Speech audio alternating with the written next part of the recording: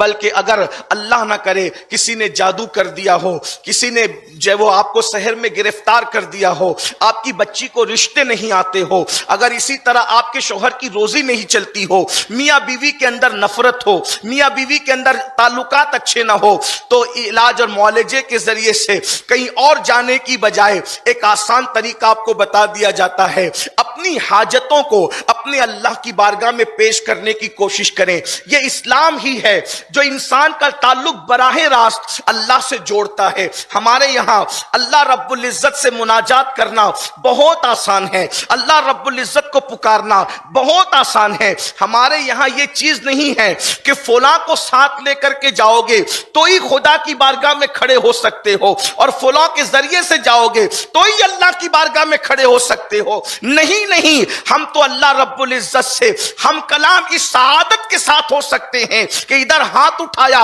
مناجات شروع کر دی، اور بندہ اللہ سے گویا کہ محو گفتگو ہو گیا، محو ہم کلام ہو گیا۔ وہ کس طریقے سے فرمایا گیا؟ اچھی طریقے سے وضو کرو، اور اس کے بعد جب سب لوگ رات کو سو جائیں، کائنات میں سناٹا چھا جائے، اس وقت تو 2 رکعت نفل نماز اس شان سے پڑھو کہ گویا تم خدا کو دیکھ رہے ہو، اور یہ کیفیت نہ پیدا ہو تو پھر یہ حال تو ہونا چاہیے کہ خدا تمہیں دیکھ رہا ہے۔ انت عبد اللہ کانک ترا فإن لم تکن ترا فإنہ یراک۔ اللہ اکبر، کہ اللہ تمہیں تو دیکھ ہی رہا ہے۔ آقا ارشاد فرماتے انت عبد اللہ کانک ترا فإن لم تکن ترا فإنہ یراک۔ گویا تم اللہ کو دیکھ رہے، اور یہ کیفیت نہیں ہوتی تو یہ سوچو کہ اللہ تمہیں دیکھ رہا ہے، اور وہ تو تمہیں دیکھ ہی رہا ہے۔ ہمارا رب ہماری شہرک سے زیادہ قریب ہے، نحن اقرب الیہ من حبل الورید۔ ہماری شہرک سے زیادہ قریب، ہم سے بڑھ کر خوش نصیب کون ہے کہ خدا ہماری شہرک سے زیادہ قریب ہے، اور اس کا محبوب ہماری جانوں سے زیادہ قریب ہے۔ النبی اولا بالمؤمنین من انفسہم، مومنوں کی جان سے زیادہ محبوب کو قریب کر دیا گیا ہے۔ فرمایا گیا جب رات کو سب سو جائیں اس وقت تو اچھی طرح وضو کرو، اور خلوص نیت کے ساتھ 2 رکعت نماز پڑھو، اور 2 رکعت نماز پڑھ کر اب اس کے محبوبوں کا وسیلہ، اور خاص طور پہ سارے محبوبوں میں سب سے عظیم محبوب سید المعصومین، سید المحبوبین مصطفیٰ جان رحمت کا وسیلہ پیش کر کے پہلے اپنے گناہوں سے معافی طلب کرو، اور اس کے بعد اس یقین سے اللہ کو پکارو کہ کوئی میری فریاد کو سن رہا ہے۔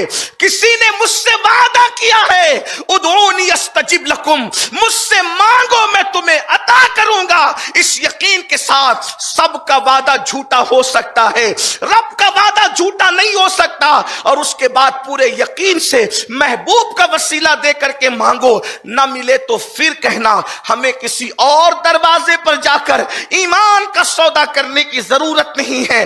آپ اپنے گھر میں مصلی پر بیٹھ کر اپنے اللہ سے فریاد کرنا سیکھو، اپنے اللہ سے مناجات کرنا سیکھو۔ ارے جس نے مانگا یقین کے ساتھ میرے اللہ نے عطا کیا۔ یہ بات جو تمہارے دل و دماغ میں بٹھائی گئی ہے کہ ہم تو گنہگار ہیں، ہماری دعا کیا قبول ہوگی، ہم تو گنہگار ہیں اور ہماری فریاد کیا قبول ہوگی، یہ غلط ہے۔ دعا کی قبولیت کے لیے نیک ہونے کی ضرورت نہیں ہے، دعا کی قبولیت کے لیے اللہ پر یقین ہونے کی ضرورت ہے۔ جو یقین سے مانگتے ہیں اللہ انہیں ضرور عطا کرتا ہے۔ اگر گھر میں نا اتفاقی ہے، ہمیں کسی منتر جنتر کی ضرورت نہیں، اپنے اللہ سے دعا کرو۔ وہ اللہ ہے جو اللہ اکبر ایک ننھے سے بیج کو جو مردہ ہے، نہ چل سکتا ہے، نہ بول سکتا ہے، نہ سانس لے سکتا ہے، ایک ننھے سے بیج کو زمین میں دفن ہونے کے بعد اتنی طاقت عطا کرتا ہے کہ وہ زمین کو پھاڑ کر کے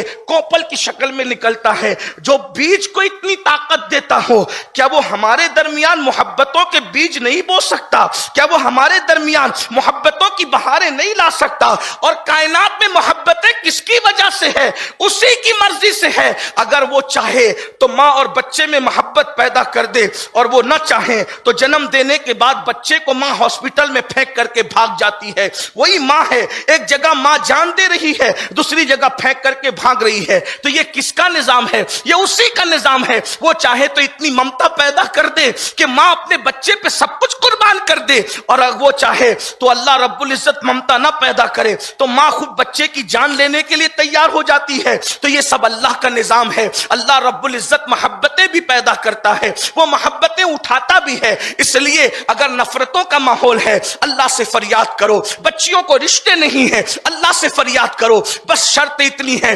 محبوب کو وسیلہ بنا کر. کسی نے بہت اچھی بات کہی تھی، دعا کر خدا سے دعا کر، مگر مصطفیٰ کو وسیلہ بنا کر، حضور کو وسیلہ بنا کر مانگو گے سارے مسائل حل ہوتے نظر آئیں گے. حضور غوث پاک کو وسیلہ بنا کر مانگو گے سارے مسائل حل ہوتے نظر آئیں گے. حضور غریب نواز کو وسیلہ بناؤ گے سارے مسائل حل ہوں گے. لیکن اپنی فریاد اپنے اللہ کی بارگاہ میں رکھنا سیکھو. یقیناً آپ علماء سے، مشائخ سے، سادات سے سب سے دعا کی گزارش کرتے ہو، کرنا بھی چاہیے، لیکن اپنا مسئلہ اپنے اللہ کی بارگاہ میں جتنا گڑ گڑا کر ہم رکھ سکتے ہیں کوئی اور نہیں رکھ سکتا. دعائیں سب کی لینا چاہیے، مگر خود بھی دعا کرنا چاہیے. اور ساری دعاؤں میں سب سے مقبول جو دعا ہے، قرآن کہتا ہے فَإِنَّ مَعَ الْعُسْرِ يُسْرًا إِنَّ مَعَ الْعُسْرِ يُسْرًا فَإِذَا فَرَغْتَ فَانْصَبْ وَإِلَىٰ رَبِّكَ فَارْغَب. ہر مصیبت کے بعد راحت ہے، اور بے شک ہر مصیبت کے بعد دوہری راحت ہے. شرط کیا ہے؟ فَإِذَا فَرَغْتَ فَانْصَبْ.